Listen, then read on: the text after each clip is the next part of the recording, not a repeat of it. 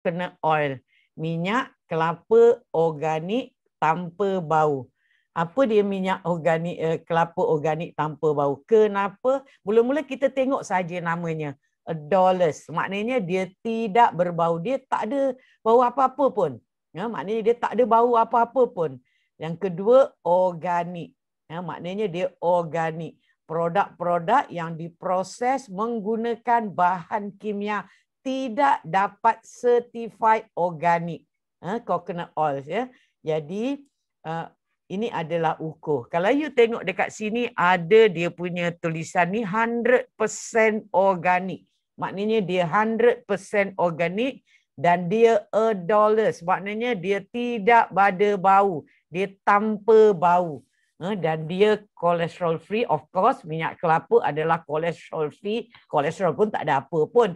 Trans fat free. Yang pentingnya dia trans fat free dan dia ideal for cooking.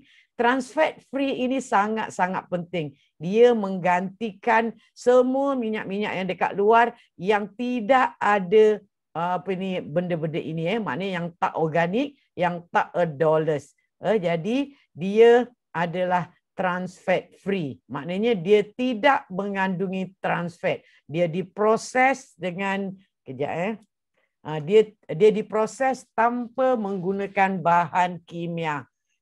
Maknanya dia adalah ditapis tau. Dia ditapis menggunakan activated charcoal. Activated charcoal. Maknanya apa yang you all dapat adalah satu minyak yang betul-betul pure. Maknanya dia betul-betul tanpa RBD. Maknanya refined, bleach, deodorized. Kalau you all ambil minyak kelapa sawit, maknanya dia refined, dia bleach, dia deodorized. Maknanya dia refinekan, maknanya dia buang bau dia. Dia buang bau dia menggunakan bahan kimia.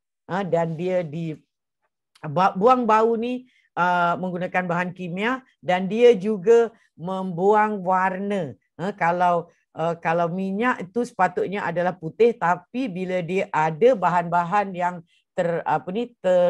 termasuk dekat dalam minyak ni lah, maknanya minyak itu sebenarnya jadi tidak clear. Bila dia ditapis, dia akan menjadi clear. Dia adalah bleach. Bleach ni adalah kalau minyak-minyak biasa, dia di bleach. Dia digunakan klorok lah. Contohnya klorok lah. Tapi bukanlah klorok. Dan dia di deodorize. Maknanya dia ada bau. Maknanya dia untuk menghilangkan bau. Kalau you all perasan, minyak-minyak ni selalunya ada bau. Tapi bila you all beli, kadang-kadang dia tak ada bau. Sebab dia sudah di-deodorize-kan. Maknanya dia sudah dibagi pewangi, menjadikan baunya tidak berbau. Ini bukan pula, bukan ya. Okey. Okey, kebaikan minyak ukur. Kebaikan minyak ukur, dia menggantikan minyak sayuran. Maknanya minyak sayuran tu adalah tidak benar. Maknanya minyak sayuran tu adalah minyak biji-biji tadi. Jadi minyak biji-biji tadi mengandungi omega 6. Maknanya omega 6 dia sangat tinggi. Jadi walaupun minyak kelapa ada omega 6, tapi omega 6 dia 2 sahaja. Sikit sangat. Dan dia tidak dioksidiskan bila dipanaskan. Tidak menggemukkan. Maknanya minyak kelapa tidak menggemukkan, malah dia akan menguruskan badan.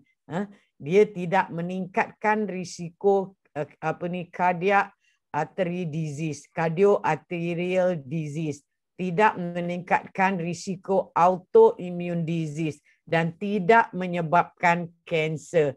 Okey, jadi minyak kelapa adalah minyak yang pure. Maknanya minyak ini adalah yang pure, yang okey, sekejap. Okey. Minyak ini adalah minyak yang pure di mana bila kita gunakan dia, dia tidak ada bau. Jadi dia boleh menggantikan semua minyak-minyak dekat luar sana. Minyak kelapa adalah minyak yang apa ni yang asli lah kan, yang asli maknanya dia tidak ada mengandungi apa-apa bahan. Maknanya dia tidak mengandungi apa-apa bahan kecuali apa yang bukan tak ada bahan lah, bukan tak ada bahan. Maknanya dia tidak mengandungi omega 6 tetapi dia mengandungi, maknanya dia ada polyunsaturated fat dan dia ada apa ni MCT, medium chain triglyceride. Dia ada short chain triglyceride, macam itulah kalau tak silap. Tetapi dia tidak mengandungi omega 6. Jadi bila kita mengambil minyak kelapa, apa yang berlaku pada kita? Pertama, badan kita akan jadi sehat. Dia akan membantu kita menyihatkan badan kita. Di dalam minyak kelapa ada triglyceride.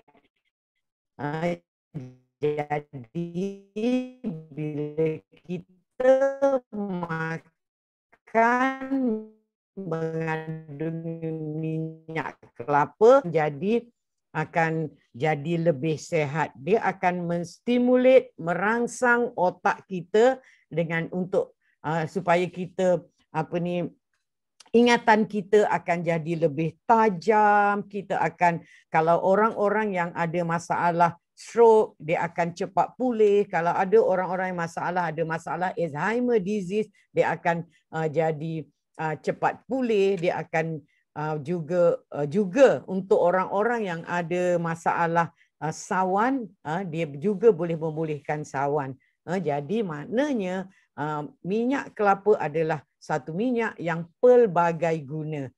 Jadi selain daripada untuk badan kita, dia menguruskan badan, tetapi dia juga untuk kulit kita.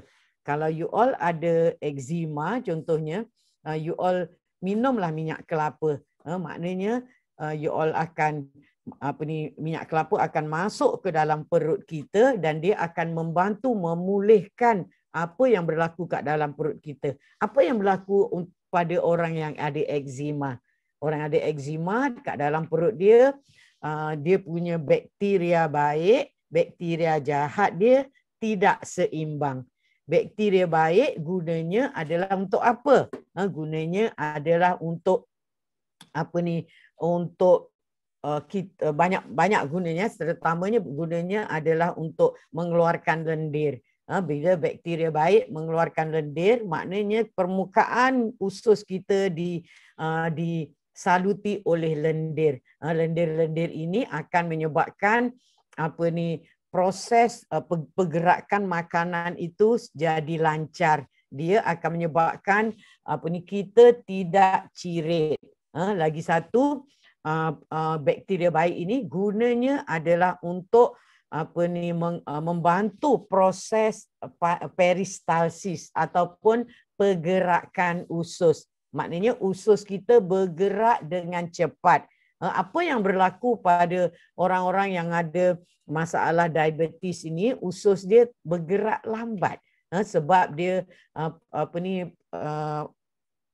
nerve, urat saraf yang mensarafi usus tu banyakkannya terkena ataupun tersumbat. Maknanya urat saraf yang pergi dekat usus tu, dia punya salur darah yang bagi makan pada urat saraf tu banyak yang dah tersumbat. Jadi ini menyebabkan pergerakan usus dia slow. Jadi orang-orang ini akan berak keras. Kebanyakan orang-orang diabetes dia akan berak keras.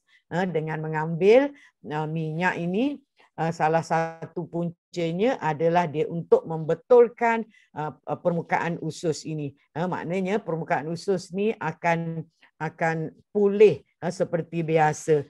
Jadi maknanya minyak kelapa tadi dia small tau. Jadi dia akan merangsang usus kita untuk bergerak dengan lebih laju. Jadi dia membantu mengelakkan daripada ke sembelit. Okey, dan pengguna juga bakteria kita adalah untuk mengeluarkan hormon yang dipanggil serotonin. Kenapa orang-orang yang ada masalah usus ni dia akan ada anxiety. Maknanya dia akan tiba-tiba dia akan lupa, kemudian dia akan anxiety tu maknanya dia akan panic attack, dia akan dapat panic attack, dia akan susah nak tidur. Sebabnya serotonin dikeluarkan oleh usus. 95% daripada serotonin dikeluarkan oleh usus.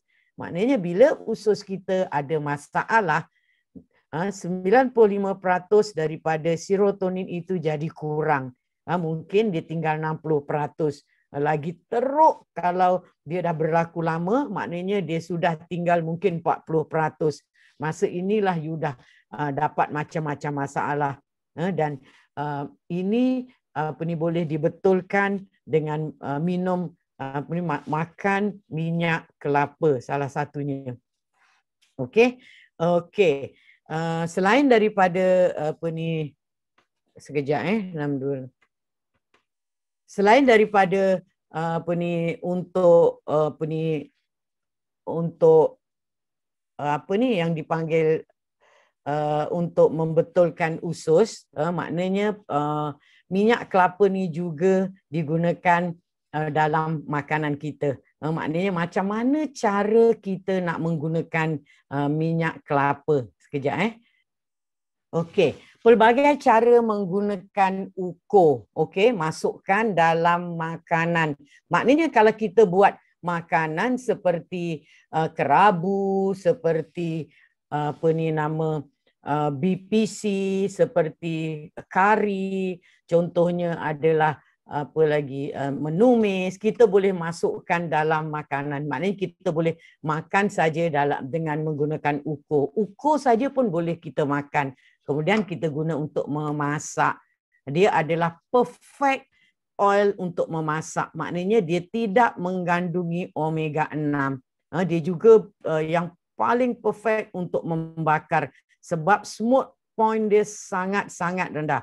Maknanya dia juga boleh dijadikan sebagai spread. Maknanya you all masuk dalam bekas, kemudian you masuk dalam peti sejuk. Bila dalam peti sejuk, dia akan beku. Bila beku, you boleh spreadkan atas roti, juga atas atas apa-apalah untuk you jadikan sebagai makanan you. Okey.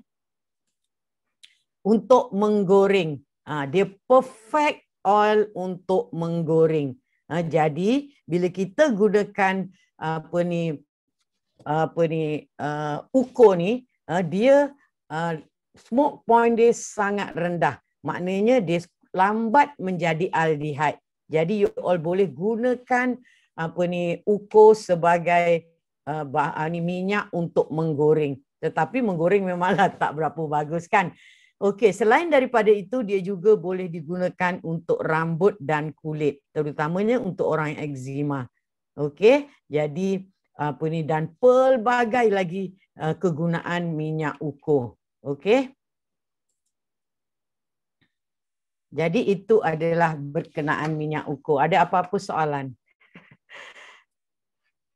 Saya rasa kita tak payah pergi ke minyak bulat dulu tak?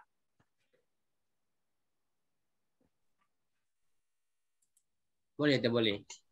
Okay, kita boleh sambung part 2 kepada bulat dulu, kita pergi ke selanjutnya. Ke selanjutnya minggu-minggu depan. Mulai sekarang ni kita cuma fokus kepada minyak ukur. Jadi ingat minyak ukur adalah minyak yang paling perfect untuk kita gunakan sebagai minyak masak. Kalau orang tanya kita, kenapa mesti pakai minyak ukur? Kenapa tak pakai minyak sawit? Sebab minyak sawit kebanyakannya adalah RBD. Maknanya minyak sawit adalah RBD. Jadi bukanlah cakap jangan kan. Tetapi yang terbaik untuk anda semua adalah menggunakan minyak ukur kalau anda nak sihat. You tahu sekarang ni penyakit everywhere. Penyakit everywhere. Jadi minyak ukur adalah penyelesaiannya. Yang eloknya kita masak menggunakan minyak ukur dan kita kurangkan menggoreng deep fries. Sebab bila kita menggoreng menggunakan deep fries, kita akan menyebabkan aldehyde